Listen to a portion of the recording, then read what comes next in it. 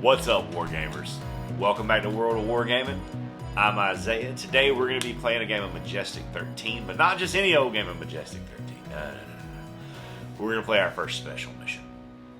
It's the ambush. We're going to take a look at that board and those scenario rules and all that good stuff in just a second. But before we do that, if you've not considered smashing all the buttons, please do so, because it helps me out a lot. It helps me get the content out, helps more people find it, helps more people find these games that I'm trying to share with them. And then let's go get into this game of Majestic 13. My friends, here we go. The ambush. So we've got our wilderness just out in the sticks, rundown cabin terrain. We have 2 force elements. 3 each, 1 hidden here, not hidden, but tucked back, and 1 tucked back there. Now, the normal deployment zone is right about here. However, I'm dispersed, and nothing says that I can't use my ability in the special mission. So I'm deployed here to put a little bit more distance between myself and one of these groups, because here it's kind of an even split. Here I have the chance to maybe get a little bit of a jump on them. Now, because of my base, in the first round of all special missions, I'm at -5 acuity, which means I'm going to go after all of these dudes. Now, most of them are going to be moving to make spot checks to try to spot me out, because right now everybody's hidden. So we'll start with them. They're definitely going to be going first, at least this round, maybe the other rounds as well. Almost certainly going to spot me. They're acuity 21, and they only need a 25 to spot me. Now, whether or not they'll be able to get a shot on me is another story. So first guy, 9 plus 21, he will spot. We'll say that was this guy. To him, it's probably going to be Maui. So Maui is revealed. Now, he cannot shoot him, and he's already in a position that will block line of sight. Next guy, same thing. Next guy, same thing. So we got 3 people spotted. Over here, spots, all revealed and in line of sight. And I may have done that wrong. The AI for this game trips me up sometimes. I think I did that right. I'm not certain. The last guy will then move the minimum distance to try to get somebody in line of sight. I mean him moving to here and taking a shot there. Over behind the big rock. So he's got to roll 2 dice and take the lowest result. But they have a pretty good combat. Oh, not with a 1. A 1 is a critical fail. That is a critical failure. He just misses entirely. We'll then come to my team. DJ, who is up first for me, will take the move and take the first shot, because he is acuity normally 19, currently -5, so 14, which is still higher than everybody else. Cover. So we got a 5 plus combat 14 is a 19, and they are defense 27. That's a miss. That's normally how my games go. I have not yet won one of these games. I've yet to kill a single alien, I think. But maybe today is the day. I don't know today that I can kill 6 of them. I just don't know that that's doable. But we'll see. Next for me will be Fenrir at acuity 16. We'll get him into the old abandoned orchard, where he will send a shot downrange at that force member. 4. Nope, that's not going to do it. Not going to do it. Alexander going to move out next to here. He's the next one down in my acuity line, and he's going to take a shot right here where this guy is clean and open, and he himself can grab some cover. I'm at 12 with the weapon that he is using. 13 plus 12 is 25. Not going to hit. He moves up, and being where they are both on the cover, we're just going to take that as a straight shot, which means, of course, they'll have a straight shot at me as well. Again, we roll our d20. I get an 11. We then add our combat stat to that. His combat is 17 plus 13, because he's -4 because of his weapon, which will be a 25, which will not beat their defense of 27. He was my best shot. We have one more activation with Ghost here, and take the shot that way. We got an 11 plus his combat of 11. Nope. Yep, plus his combat of 11 is 22. Is not enough to beat their defense of 27. Around to turn 2, where the bad guys are going to have a lot more options of what they do. I'm going to go through this, go through their activations, and then I will let you know, show you where they ended up and how all of that went. Numbers have moved around the board thusly. I ended up taking a total of 13 damage on Fenrir and 6 damage on Maui. However, I got lucky, and one of them did miss when they threw their grenade. That one threw its grenade here, and luckily botched the roll. Because that would have hit him, and him, unless I could pass a dexterity test, and they would be blinded. So note to self, and note to everyone else when you play this, don't bunch your guys up. Keep everybody at least 6 inches apart, because the ability won't activate unless that standard is met, unless there are 2 enemies within 6 inches of each other, at least 2, and within 12 inches of the guy. So best to keep a little spread out. We'll come to me now. They're always going to go before me. They're acuity 21, and my highest acuity is 19 on DJ. Get DJ to right there, where he gets an open shot on that force member. I need you to come through here. 7 plus his combat of 14 is not going to hit. Okay, next down the line is Fenrir, who is going to, I think, pull back and use the med kit on himself. Behind the rock, patching himself up. Heals for a total of 8, which leaves him at 5 wounds remaining. We're going to have next as Alexander the Red, who is going to take his shot right here. That is not going to hit. And then he's going to move there. Next will be Maui in my line of acuity, who is going to take his shot on this fellow, and then he will move. You got this, bro. 9 plus... Nope. Because his weapon gives him -4. So he's at an effective combat of 13. So 9 plus 13 would be like 22.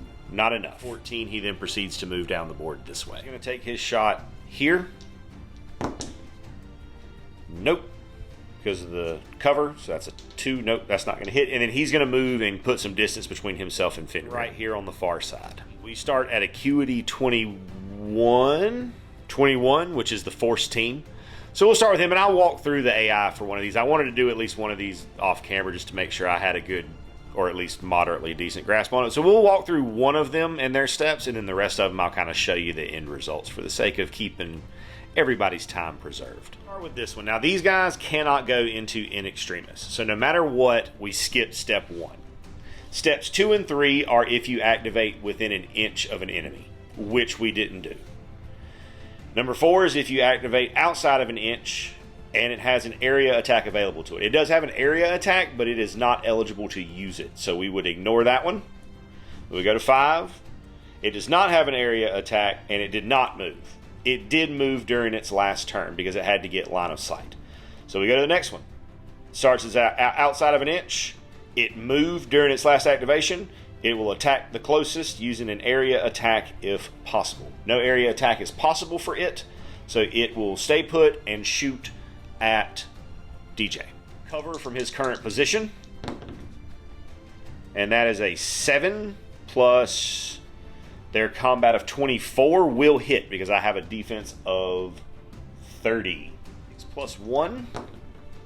That's 7 damage.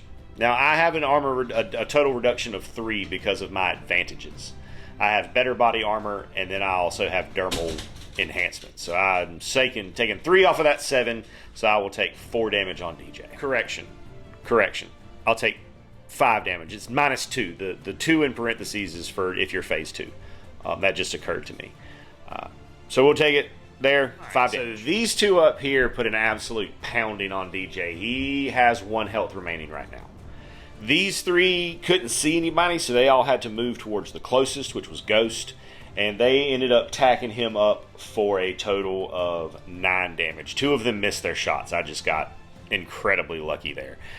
But DJ is hurting. We got to get him and Fenrir linked up.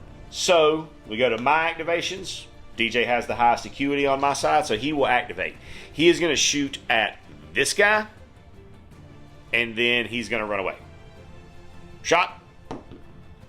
12 plus 14 is 26. They are defense 27. DJ falls back, links up with Fenrir, who is the next activator for me, who will heal him for 8. There's the 4 that I rolled. Next, we go to Alexander, who's going to push up and try to do something with this. Alexander will push up, try to shoot this force team member in the back. That's a miss. Again, it's your stat, your combat stat plus the dice plus or minus any modifiers. Which brings us to Maui, who's going to come around that side and try to dump shots down onto this. A scope on his weapon, so he ignores cover. Oh, we finally hit something, guys. That's a 15 plus his combat of 13 effectively. 28. We barely hit, but we hit. So let's roll some damage. 4d6 plus 1. They rolled so many 6s against me. So 6, 7, 8, 9 damage. So Ghost is going to try to call for aid on this front one. He's going to try to call in a drone strike, and then he's going to get the heck out of dodge. Let's see if we can hit. Oh, first let's see if we can call in the drone strike. Yes, we can, because 3 plus turn 3 is 6, and we crit on the drone strike. So we might actually kill something here. It's 5d6 plus 4, and then we double the damage. 6, 12, 14, 15, 16, plus 4 is 20, times 2 is 40 damage. That will actually kill something. Hot dang, and then we're running. We're running for cover. Runs to right here on this western edge of the wilderness. Or eastern edge of the wilderness. God, my directions are bad sometimes. Wrap on around to turn 4. So this is where all of our force agents are now. We're going to go ahead and go through those enemy activations, and I will let you guys know what happens. This is their post-action distribution. These two continue to chase Ghost. One of them hit him for 6 damage. The other one missed, fumbled the roll.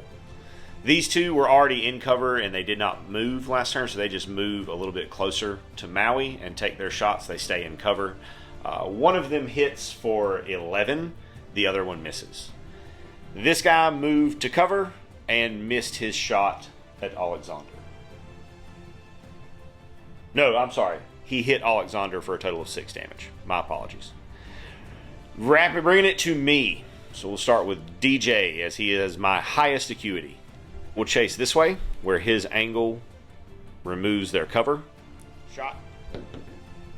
13 plus 14 is 27. Hot dang. Hot dang. 3d6 plus 1 because of his combat rating. There's a decent roll. So 8, 13, 14 damage. Fenrir moves over to link up with Alexander, who managed to heal him back up to full. Alexander's then going to take a shot here. Cover from the angle. 12. This is promising. Nope. 12 plus 12 is 24. 6 of 10 will take him up the western board edge, closer to that corner. Maui Wowie, who's going to take the shot at the already wounded force agent. He's covered because of his scope. 15 plus 13 is 28. That will hit. So we got 4d6. Yep, 4d6 on the explosive launcher. This might could do something.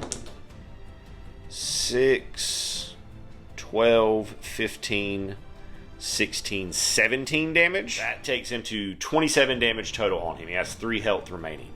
Maui is then going to move around.